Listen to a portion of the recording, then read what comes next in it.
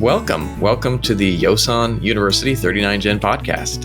Thank you. Super awesome to have you. Now, can you tell people who you are and a little bit about your background and what you do? Todd Plymale-Mallory. I've been in the wellness field for decades now. I started out years ago as a massage therapist, and that really got me fired up on healing and learning about the body. And at the time, I was also very interested in religious philosophy and found my way through martial arts to Eastern philosophy, and I was using bodywork massage therapy to work my way through undergrad, and really had my sights set on orthopedic surgery. I'd always been an athlete and a cyclist, and thought that I was headed towards allopathic medicine. And my family's in medicine. My uncle was chief of surgery at Cedars-Sinai. So, Wow. I've always been around it. Both mom and father's side had doctors in it. It was where I thought I was headed. And when I looked at the Western medical system, I didn't see a paradigm that I wanted to play in or participate in, I guess is the best way to put it. With the health insurance and just the nature of what I would call suppressive medicine. I wanted to do healthcare, not sick care. I wanted to help promote people's well-being and promote people's growth and thriving in life, not wait until people were sick and try and fix them all the time. So Chinese medicine became really an awakening for me. I've said this to a lot of the students that I am. Some people understand this, that the more I learned, especially having done body work for many years, as you learn the acupuncture points, if you've had your hands on someone's body, it's obvious where the points are, and it's more of an awakening. You're like, oh, well, of course this is a point for this or that. And it starts to intuitive make a lot more sense. So that's awesome. There was a couple things that you want to point out that you touched on there. I was, in class, and there was a moment where I got distracted, moved into our break, and I'm scrolling through Instagram, and there was this post that cracked me up, and it was a picture of it was a video of a zombie walking, and it's like me after I got my test results back from the doctor, and they say everything is normal, and I was like, wow. Oh. And I was like, yeah, I've been there. I've been there where I went in and I was like, yeah, I'm not feeling well. And I go in and everything's normal. But I know from my own space, I know from my own self that I'm not well. And it was interesting because in class today, we were talking about Western clinical medicine. And one of the things that they were talking about is one of the professors said, well, by the time this illness emerges, there's not much you can do, and it's like, well, why? And where? Why wasn't it caught, back here? Where is the medicine that's preventing things from moving forward? So you're speaking to the choir about this type of wellness care versus treating just illness. And not that there's anything wrong with treating people that are in very, progressive diseases. That's a beautiful thing too. But this idea of wellness care is really a beautiful thing. How do you go about doing that and working in that paradigm? Well, part of it is clientele, but part of it is just choosing how you implement the medicine. Chinese medicine at its root, or even all naturopathic medicine, Ayurveda and Chinese medicine, and a lot of the even Native American, herbal remedies are based in how do we live naturally in our environment and do what's best within that environment for our body to thrive. And so, and I'm also just a firm believer that anybody at any point in life can make positive changes that can then shift you in the direction towards health or towards an improved wellness state. I was very fortunate to have my grandmother live to be over 100 years old. And I remember she was independent until she was in her 90s. And That's then awesome. her health started to decline. And what we discovered is that although she was having meals delivered and she wasn't eating all the food, and so her nutrition was kind of off, and her brain chemistry, she wasn't sure if she was taking her meds, and we thought that there was a decline. And she went into nursing care and started eating well. And just the regularity of eating well and getting her nutrients and taking her medications on the regular, she lost like 30 pounds, and we had her for another 4 or 5 years after that That's time. amazing. It's amazing. And it just affirmed for me that this notion that it doesn't matter how old you are, that if you are what you eat, if you consume the right things, if you're moving a little bit, if you're taking good Yep. care, that we're promoting the wellness of the human body. And so at its base level, that's how we do it, is just, we talk about nutrition and lifestyle. And of course, there's all the tools of Chinese medicine, acupuncture and herbs, etc. But, we get to be a good health coach and mirror for our patients, and hopefully guide them with the other people of the healthcare team. I don't by any means think that any person should work solely with one practitioner. How did you find Yosan? Well, I studied with Yosan. I went to Occidental College. I had returned. I dropped out of college first time around. I was too young and didn't know what I wanted to study, and joined a rock band, and dropped out of college the first time around. But when I ended up finishing my degrees in kinesiology and comparative religious philosophy at Occidental, as I said, I thought I was headed to medical school, and somebody actually I was having a conversation with my Buddhist philosophy professor, and thinking about maybe going into academic, like Asian philosophy. Interesting. And he said, "Look, you're a people person. Do you want to work with people, or do you want to go be in a library in Tibet and translate some ancient text for a year?" I said, "No, I don't want to do that." He said, "Well, what do you think about Chinese medicine?" And interestingly enough, and I'm sure we could probably dig it up somewhere, but Dr. Ni Maoxing had done an interview with like NPR or something on Chinese medicine, and was talking about sort of what we call the 4 pillars of Chinese medicine, acupuncture and herbology, Western medicine, and then the whole qigong and qi cultivation, spiritual aspect of the 5 elements. And I was like, wow, this is exactly what the kind of thing I'm looking for. And as I had said earlier, it became an awakening for me. Like, as I was studying the points, I had a significant advantage in that I already had a pre-med bachelor's degree. So a lot of the stuff that you take at Yosan, I'd already studied. And I had a deep immersion in Eastern philosophy because I was already studying Taoism and Buddhism for years before I got into the program. And I had a deep foundation for let's call it the vernacular, the language of the medicine before I stepped into Yosan. And so I had a very enriched experience at the university, and got very quickly involved as a TA, and was teaching a lot of stuff by the time I left there. And when I left California the last time, I did so for a teaching position in Colorado. And I taught there for a little while until I got my private practice underway. And then that was thriving for quite a long time until COVID changed a lot of things. And, speaking of wellness care, and this is sort of the opposite. I thought about this earlier as you were talking. I am a cancer survivor. I had no symptoms. I had one of those cancers that it would have been too late. Wow. Right. And that I got very lucky because of a modern image. Interesting. We should throw it out there. The virtual colonoscopy.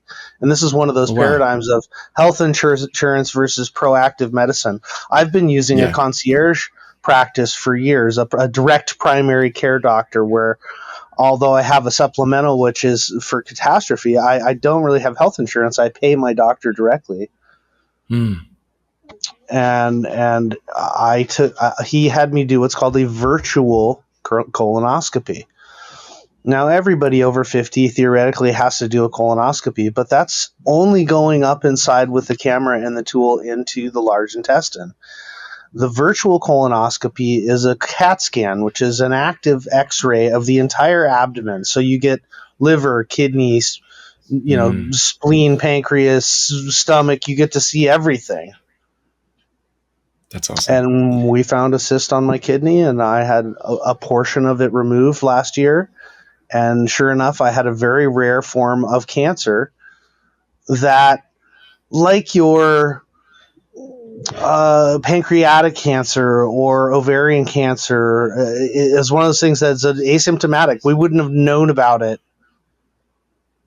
until it was way too late. Wow. But I did this new diagnostic program, and sure enough, we found it and took it out, and my urologist said I was the first patient he had diagnosed that wasn't terminal when they found it. Wow. Right. So this is the edge of where our medicine comes interweaves in the holistic paradigm. If we're truly being proactive, that I believe the virtual colonoscopy should be the diagnostic paradigm for anybody over 45 or 40 or 45 years old. Yeah. Because there is a certain risk with the traditional colonoscopy procedure of perforation of the bowel, particularly as people become older. And if you don't have polyps, then you don't need that procedure, but there's very much an industry in place. Health insurance and, these colonoscopy centers that's all they do, right? They just do colonoscopies all day long in a lot of those places. So it's an industry standard, but as practitioners, we should question if this is the best for our patients. And so it's really powerful, and it shows the medicine in action, and it shows a really powerful integrative approach that you had this cutting edge Western technique that was allowing you to see something, and then you were able to diagnose. What was that? 100%. Yes. Yeah. Yeah, it's which brings me kind of the next thing that we were talking about, that we put some thoughts down on paper before the interview, and talking about the orthopedics integrated into the doctoral program, because the doctoral program for me at Yosan is really awesome because it's very, very much an integrative program. And how is the orthopedics getting integrated into the doctoral program? What we're discovering that all of the students that are coming through, both the masters and certainly the doctoral cohorts, seem to be really craving more physical assessment and more confidence at palpation and recognition of the varying physical ailments. People come into the clinic for the most part for pain. Whether it's back pain or neck pain or stomach pain or whatever it is, people are having a discomfort and they're coming into the clinic because of it. And so having effective, not only treatment tools, but assessment tools, having the confidence in the clinic to, if somebody's got an ankle sprain or strain, to give a good set of guidance, to do a proper treatment, to be able to let them know whether you're competent at treating the level of injury or whether this is something that should in fact be referred. And fortunately for us, that's not to make a joke, but that's not brain surgery. There's some very clear neurological and muscular and orthopedic tests that we can do as practitioners that make it very simple to assess whether it's wise for us to proceed with an acupuncture or Tuina or some sort of cupping or moxibustion treatment, or is this something that's really outside my scope of practice and I should refer this person to their primary care physician, or even in some cases to urgent care if that needs to be the case. That's awesome. And increasing the orthopedic assessment skills. In other words, all the tests of range and motion, but also just the recognition of all of the aspects of anatomy and physiology.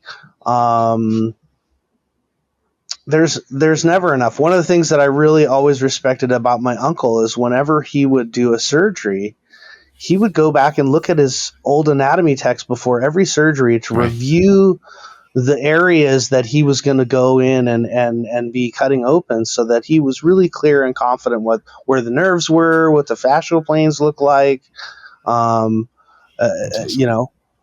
And so there's this piece of continuing to invest in the learning, for the students that are in the doctoral program, many of whom have been nurses or healthcare practitioners for years. Some are MDs.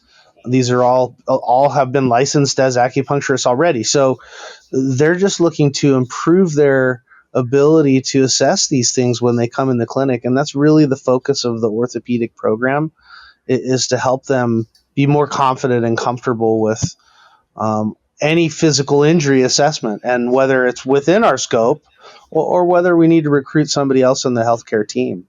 Well, what makes our orthopedic training unique in Chinese medicine? Well, what makes it unique is how we would implement a training. I mean, standard orthopedic tests are orthopedic tests, right? How you would assess a nerve injury or a disc injury. If somebody's got they say they're having, let's say, sciatic pain, the way that the examinations that we would go through to determine whether that's nerve related or whether it's just muscle tension and or injury or something else are fairly standard, whether you're a Western practitioner or an orthopedic surgeon, or a Chinese medicine practitioner. The implementation that we use is what's going to be different.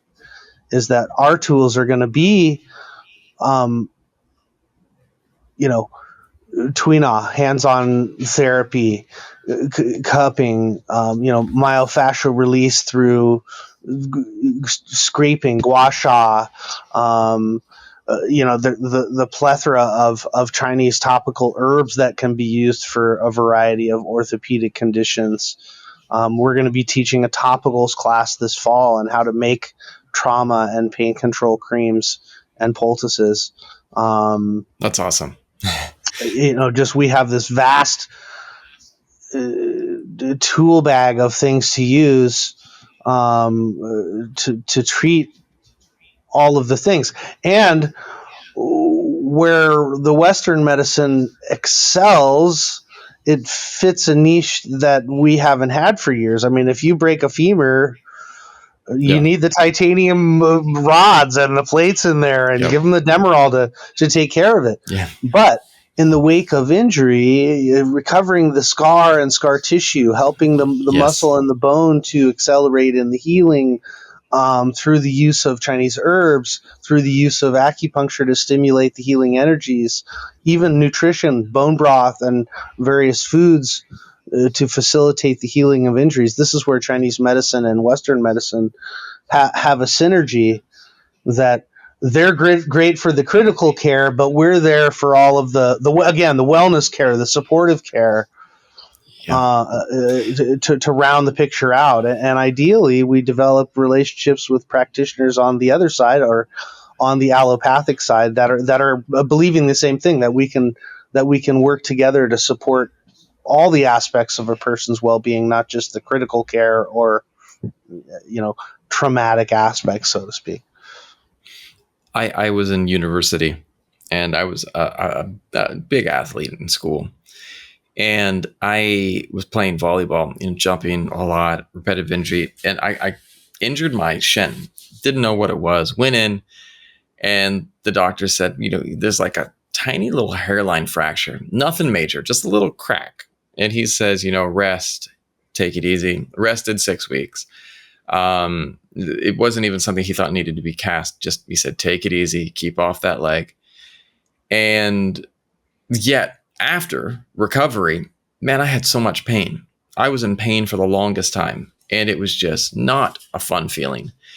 And then finally, I went to my primary care physician, and he looked at me. He said, Sean, I know this acupuncturist. He worked wonders for another one of my clients. Go check him out.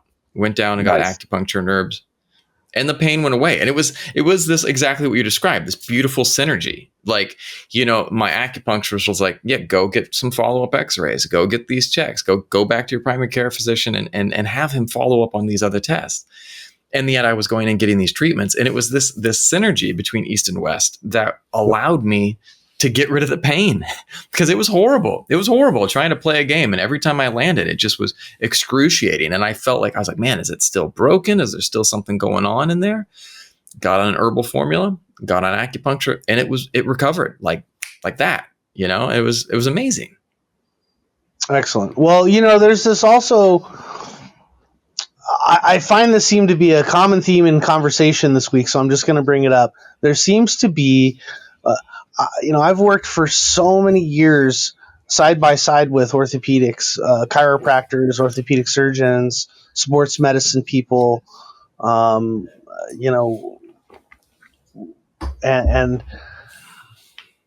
there's always an underestimation of how long it takes for physical injuries to heal. Yeah. And one of the benefits, effectively, Chinese medicine is longevity medicine, right? Yes. It's designed in all ways to help us live longer. They thought if we just did everything right, we could live forever, and that's unreasonable. But we have all these great tools, the herbs, the food, all the things, lifestyle that are longevity. But if you interpret that into orthopedics and to sports medicine, these are recovery techniques. These are recovery medicine, and we can help accelerate the time frames of injury, and certainly accelerate the recovery time from orthopedic surgery or major procedure, scar tissue, internal medicine, all kinds of things. We can shorten the course, but I do find that it's really common that most surgeons will underestimate the amount of time that it's going to take for something to actually recover. So, like in your case, there's always this perception of, oh, it's only going to be 6 or 8 weeks, and then you get to 6 or 8 weeks, and you're like, man, I'm not there yet, right? Yep. I'm not healed yet, and so expectation is life's largest source of disappointment,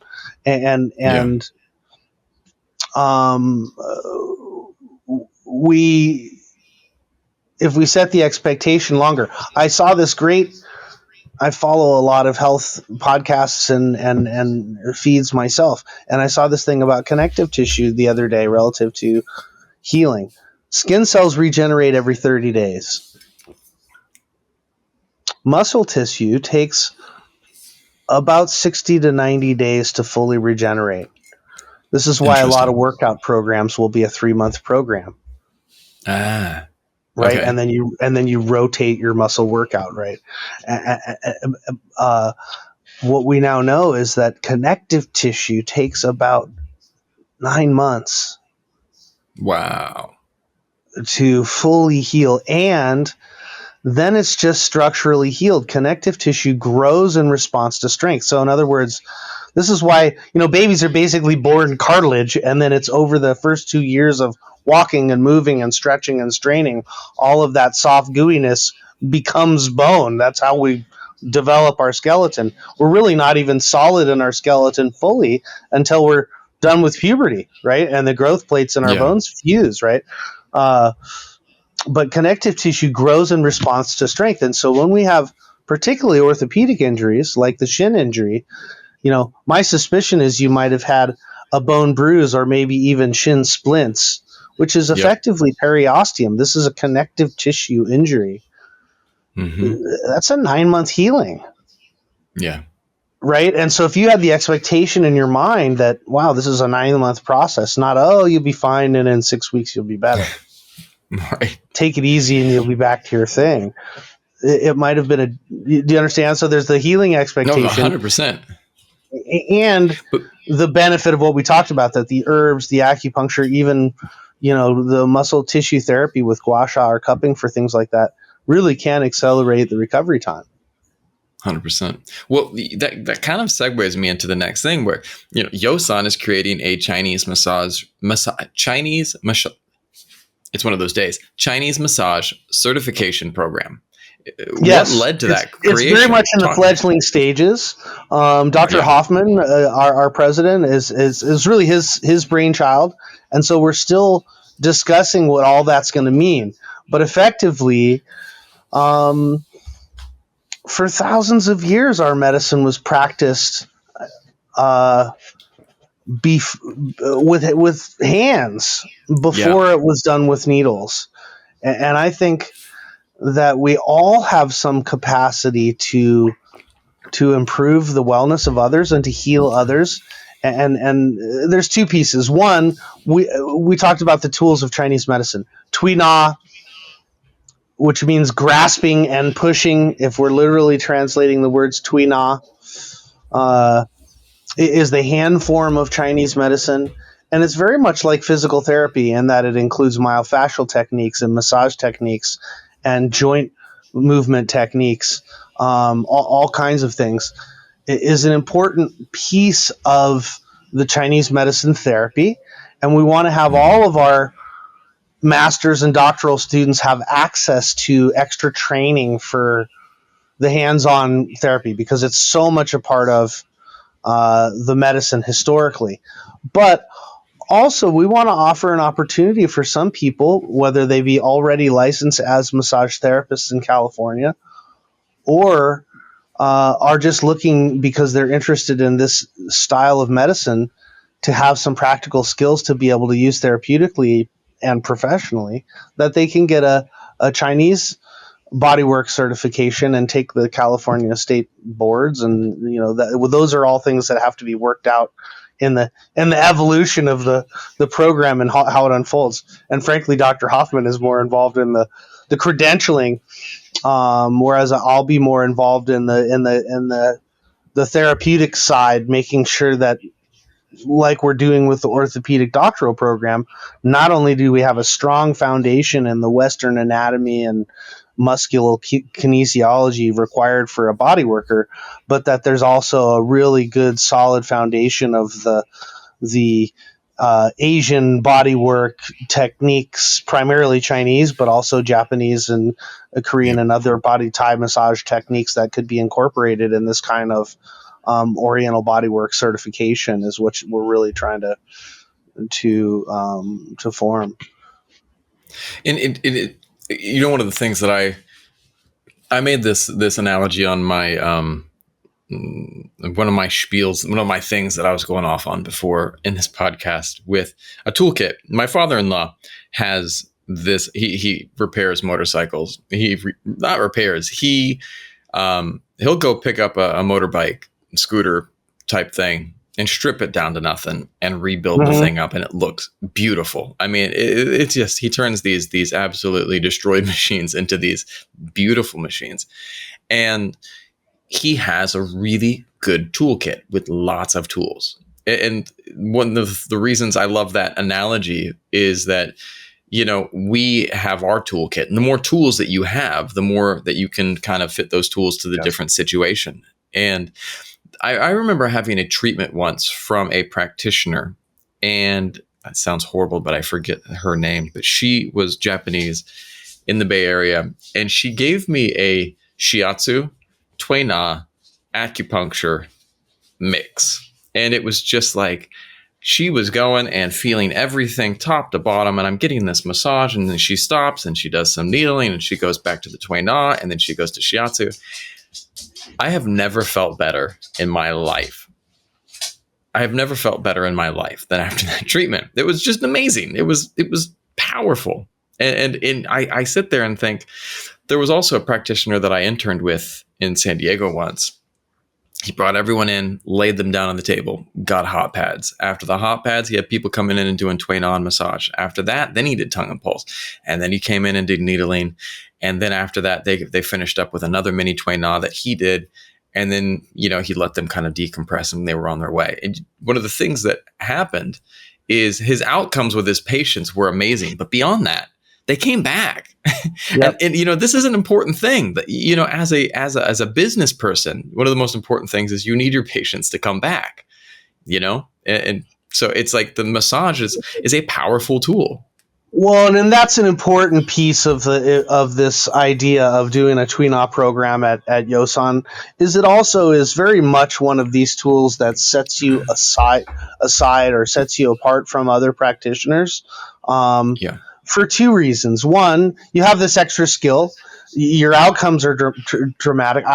I've been very fortunate, I think, because I began with touch therapy. I mean, by the time that I started at Yosan, not only did I have my degree in kinesiology, but I'd been doing hands-on bodywork for 15 years already. There you go. Right. So I had this really, wisdom in my hands already. And Yep. it has served me. It has served me well. And particularly in the assessment of injuries and of conditions. But this certification will be something that will set our graduates apart from other acupuncturists who are, just walk in and do a short conversation and pop needles in and walk out of the room. And not that that's not an effective modality, because acupuncture has been done that way for thousands of years.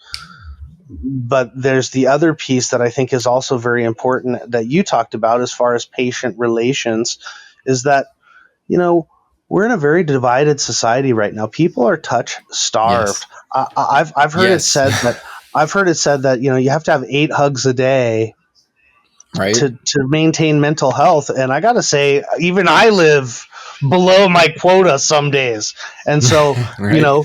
right. So I find myself hugging patients and am always open to it if students want to hug on campus or whatever. We all need nurturing touch. And so Yes. part of being the kind of practitioners we are in traditional medicine, touching our patients is so important. They need to feel nurtured. They need to feel celebrated. They need to feel safe.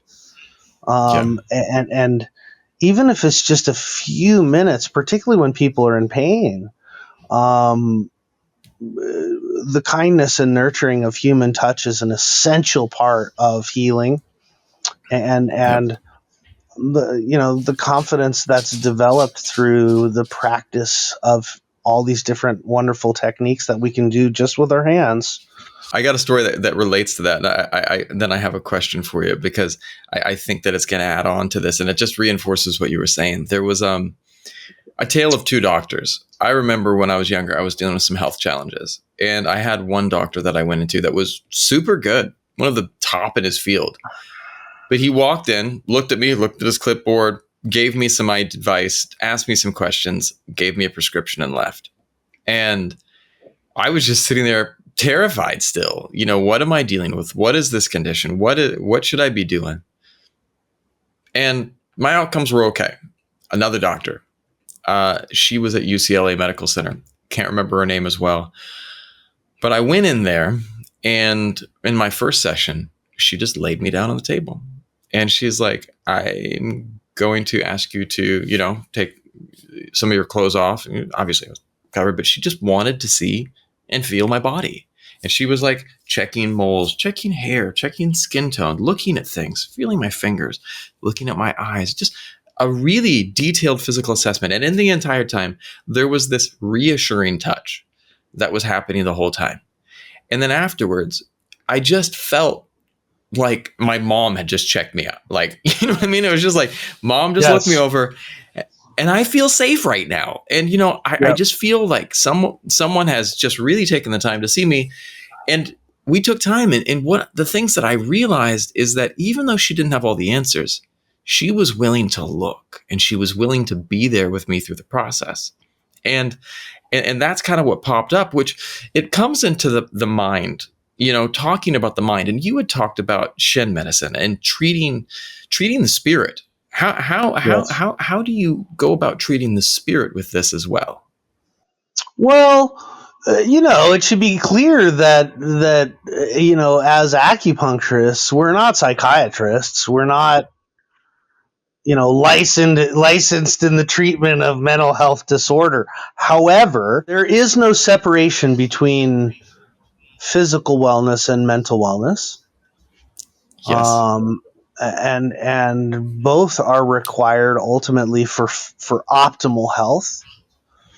Yeah. And so, I'll quote Mao Xingni again. When I was observing way back when I was in school, he said, we treat the body and the mind will follow, or we treat the mind and the body will follow. Yes. And so with the Chinese medicine, what we're doing is we're looking at Chinese medicine is based on observation. That's the greatest gift that we have, is to be able to look at all of the different aspects of the human condition: the face, the tongue, the pulse, the Yep. sleep quality, the energy level, all the things that we use to make a diagnosis. Tell us, what's off, what's out of balance, what's out of tune. This is why I use the term mechanic. I don't believe that we are healers at all. All I do is help adjust the human condition. But I love that. I love that. right, like mental health hygiene is really Yeah. important. And so helping your patients through helping them understand where are there areas that are beneficial or perhaps toxic, and helping, again, finding that area. Maybe you get to a point where, you know what, maybe you do need some coaching or some counseling, and let me help facilitate getting you to a psychiatrist, um, Yes. or mental health is a huge issue in today's day and age, but it's also a piece that, since the formation of Chinese medicine, has always been part of the diagnosis. Yeah. Dr. Yang, Chongqing, he goes by Joseph Yang here in the education system in the West. He teaches at Emperor's and at Yosan. He's the founder of the American Institute of Psychiatry and Chinese medicine. And along with, Lonnie Jarrett and the sort of integral 5 element Yeah. community, there's a bunch of people that are really trying to reinfuse the piece of what we call Shen, spirit medicine, back into TCM, because TCM, although a foundational and fundamental system for the systemization of our medicine, which has helped people in China and around the world for hundreds of years, there is a piece of, the Marxist influence, if you will, that removed the very important mental health piece, the spirit piece of the medicine.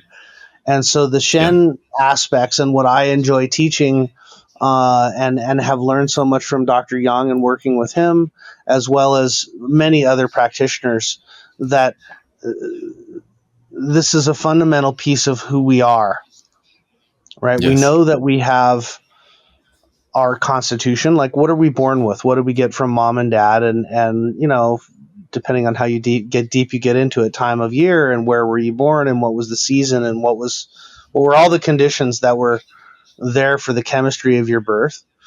But then we also have our fundamental stuff. We all have some trauma that we've been through at some point in our Yeah. life.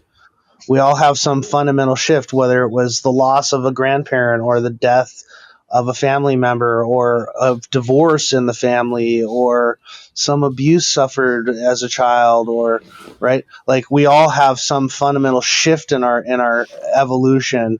And these all become not only part of our physical makeup and who we are, but part of our mental health wellness.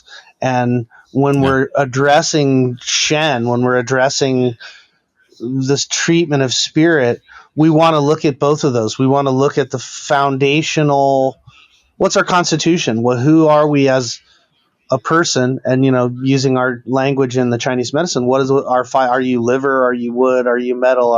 What's your foundational who you are and what are your inclinations to manifest, and then how have those things been shifted by the bumps and knocks and tribulations of a life lived, and how do we bring those things back into harmony in a way that promotes health and long-term growth in not only physical wellness but the promotion of happiness and mental health. I was talking to my mom is a cognitive behavioral therapist and just an absolute rock in my life. And Awesome. one of the things that we were talking about is that when I was speaking with her, she made a comment about one of the things she loves about acupuncture and refers clients to acupuncture all the time, because one of the things that she notices at times is that there's this idea in Western culture, not just Western medicine, Western culture, that the mind is somehow separate from the body, that I think these things, I am, I'm up here and the body is down here, But one of the beautiful things, again, I think in Chinese medicine is the fact that there is this understanding that the mind and the body are one. It is, if you are experiencing certain things in the mind, it will have an effect in the body, and if you are vice versa, if the body is healed, the mind finds its own peace and ease. I think about that, where I try, for one of my self-care things, I make sure that every 2 weeks I get a massage. And, it is something that is a non-negotiable for me. And it is one of the things that keeps me able to function in the world. It is that Right. thing, and also acupuncture and herbs help, but that massage is the thing that really grounds me. And just, I fall asleep on the massage table, wake up, an hour later, and I'm just like, wow, I've got the energy to get up and keep going. And it's interesting because I understand that my mental health, this is an important thing for my mental health, a very important thing for my mental health. And I love that there is this understanding in Chinese medicine that they are one, and that you're not just treating the mind, you're treating everything.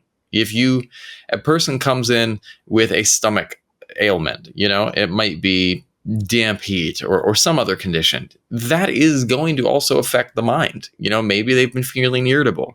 Maybe they've been dealing with some type of excessive emotion. And did the emotion cause it? Was it caused by something else? Well, with Chinese medicine, we can start looking at that. We can start tapping into that. I remember one of the first treatments where I had 4 gates done, acupuncture treatment. I came out and I was like, because I'm all wood.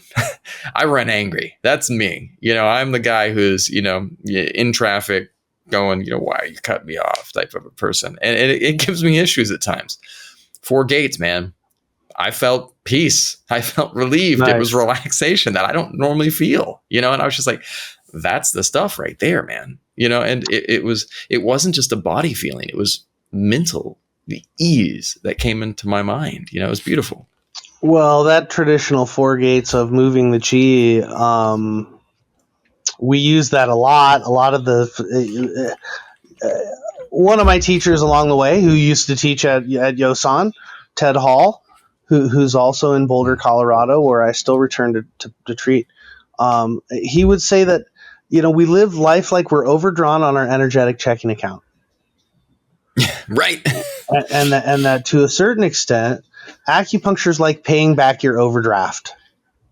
Yeah. And so you have this nervous system shift, right? And as you were talking, I also wanted to just circle back around and say that there's also what's important to understand, and why I chose Chinese medicine, and why I think the spirit aspect is so important, is that just by the nature of, like, when we say naturopathic medicine, what we mean is that we believe that again, why I use the term mechanic, I'm not a healer. The human condition is the healing machine, right? The body is the healing machine. And what we do is we learn how to support the body in ways that it can become the most efficient. This is naturopathy at its essence, right? That we're trying to promote the body as the perfect healing machine. Yes. The allopathic, so naturopathy means addressing disease with natural approach, right? Allopathic, meaning other, allo means other, right, in Latin, it basically implies this different paradigm. And really it comes down to like Darwinian, like manifest destiny, like separation of man from nature kind of concept, that what makes us sick is something other. Mm-hmm. But what's fundamental in all naturopathic paradigms is that generally a balanced and healthy and unstressed and mentally well person will not get sick. It's only when we become when we become out of tune, when there's a chink in the armor, that something can take over. I mean, it's scientifically known that we all have cancer, but our immune system is able to kill it. But where is it, like with me, what was it? And I can look back at times, and I think it had a lot to do with my own mental wellness, where there was a tipping point because of COVID and all of the shifts in life that have happened, where my mental wellness perhaps might have been one of the things that was the chink in the armor that allowed cancer to get a hold in my body. Yeah. Right? And all you have to do is, listen to the radio or look on the internet or television, and you see the, anxiety medication and depression and people are struggling mentally as well as physically. People are in pain in so many ways, and life is hard and stressful, and it's got to be something that we as practitioners of Chinese medicine incorporate and have a deeper understanding. And part of what I like about our paradigm in the Chinese medicine is the more that you understand about the depth of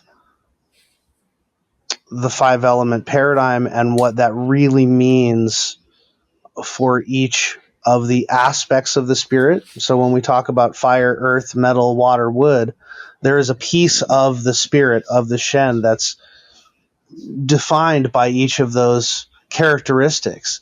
And the more that we can understand those things, the more that we can really, it solidifies your diagnosis of the internal medicine. It's wild when you know what's happening with someone's digestion or their migraine headaches or their menstrual irregularities or whatever it is, but then you lean into how their emotional environment is paying into and playing part of their paradigm, their imbalance, and the path to their harmony becomes that much more clear.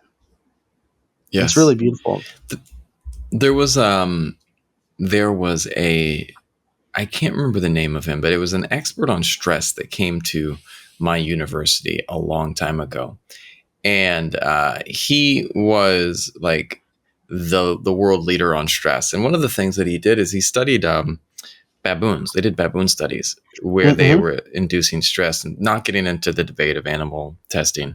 But what the study did was they induced stress. And one of the things, they studied the responses in the animals. And what they noticed is that when they stressed these animals out, they started getting heart disease. They started getting cancers. They started getting these other illnesses. And one of the things, and he was going through this lecture, and I was just so stressed. I'm sitting in the back going, oh my goodness, I have a stressful life. What can you do? And I raised my hand and I asked him this question. I said, well, what can we do? And he's like, well, this is the beautiful part. You remove the stress and the animals' bodies started healing themselves. Like they take the stress away and these animals went into repair mode, and like different types of illnesses they were recovering from. They were getting better from a host of different things. And I asked, well, what is that magic thing? And he's like, well, it's different for everyone. You have to find the thing for you that allows you to feel well.